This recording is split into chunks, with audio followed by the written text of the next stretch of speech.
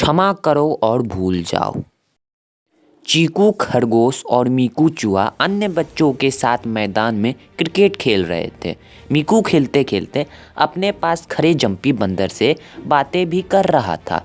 मीकू, लो गेंद पकड़ो, अब तुम बॉलिंग करोगे। चीकू ने मीकू की ओर गेंद उछालते हुए कहा, लेकिन मीकू का ध्यान चीकू की तरफ नहीं था और जब तक वह कुछ समझ पाता गेंद जाकर उसके सिर पर लग गई। अरे चीकू, तुम पागल हो गए हो क्या, जो तुमने मुझे गेंद मार दी? मीकू गुस्से से बोला। मीकू, मैंने तुम्हें गेंद मारी नहीं बल्कि दी थी।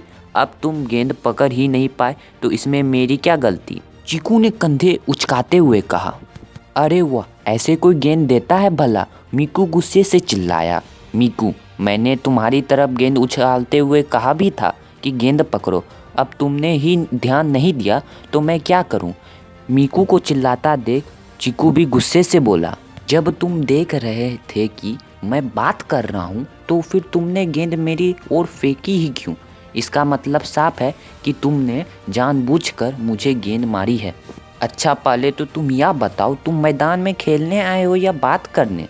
तुम एक नंबर के बेवकूफ़ हो। मीकू की बात सुनकर चीकू ने कहा और फिर देखते ही देखते चीकू मीकू आपस में भिड़ गए। चीकू ने मीकू की पूंछ खींची तो मीकू ने चीकू की कान। उन्हें आपस में लड़ता देख उनके दोस्त ने आकर बीच बचाव किया और दोनों को अपने अपने घर भेज दिया। उस दिन के बाद चीकू मीकू ने आपस में बात करना बंद कर दिया। वह दोनों एक दूसरे को देखना तक भी नहीं चाहते थे, न ही एक दूसरे से बात करते थे।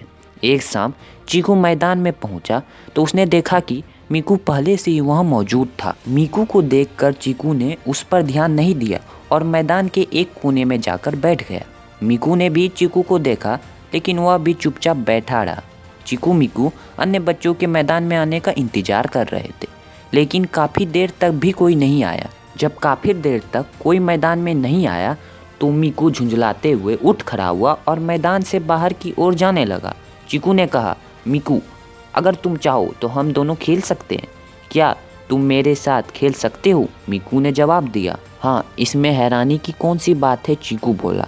नहीं, मेरा मतलब है कि हमारी तो आपस में लड़ाई हो गई थी ना, तो क्या तुम मुझसे नाराज़ नहीं हो? मीकू ने हैरानी पूर्वक पूछा। मीकू, नाराज़ तो तुम मुझसे थे, मैंने तुम्हें गेंद जो मार दी थी।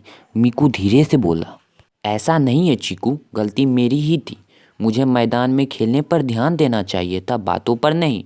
मेरी ही गलती थी जो मुझसे चोट लग गई, लेकिन चोट लगने पर मैंने अपना आपा खो दिया और तुमसे ही लड़ बैठा। मीकू ने भी धीरे से कहा। लो, हम दोनों तो बेकार में ही इतने दिनों तक एक दूसरे से बात नहीं कर रहे थे। मैं सोच रहा था कि तुम मुझसे नाराज़ हो और तुम सोच रहे थे कि मैं तुमसे नाराज़ हूँ। चीकू हंसते हुए बोला। हाँ, वैसे भी आज हमारे मन में एक दूसरे के प्रति नाराज़गी है, तो भी आज हमें एक दूसरे को माफ़ कर देना चाहिए। आखिर आज 7 सितंबर यानी विश्व क्षमा दिवस है। बाद में जब अन्य बच्चे मैदान में आए और उन्हें चीकू और मीकू को एक साथ खेलते देखा तो उन्हें बेहद हैरानी हुई। जब उन्हें सारी बात पता चली तो उनकी खुशी का कोई ठिकाना नहीं रहा। इसलिए तो हम कहते हैं कि दोस्ती हो तो चीकू मीकू जैसी, इनकी दोस्ती कभी नहीं टूट सकती। जंबो हाथी ने चीकू मीकू को सूर से उठाते हुए कहा और सारे बच्चे तालियां बजाने लगे। तो गाइज़, हमारा वीडियो यहीं ख़त्म होता है। वीडियो अच्छी लगे तो वीडियो को लाइक कर दीजिएगा, चैनल पर नए तो सब्सक्राइब कर दीजिएगा। हम मिलते हैं आपको इसकी नेक्स्ट वीडियो में किसी नए कहानी के साथ। एंड टिल देन, जय हिंद, जय भारत।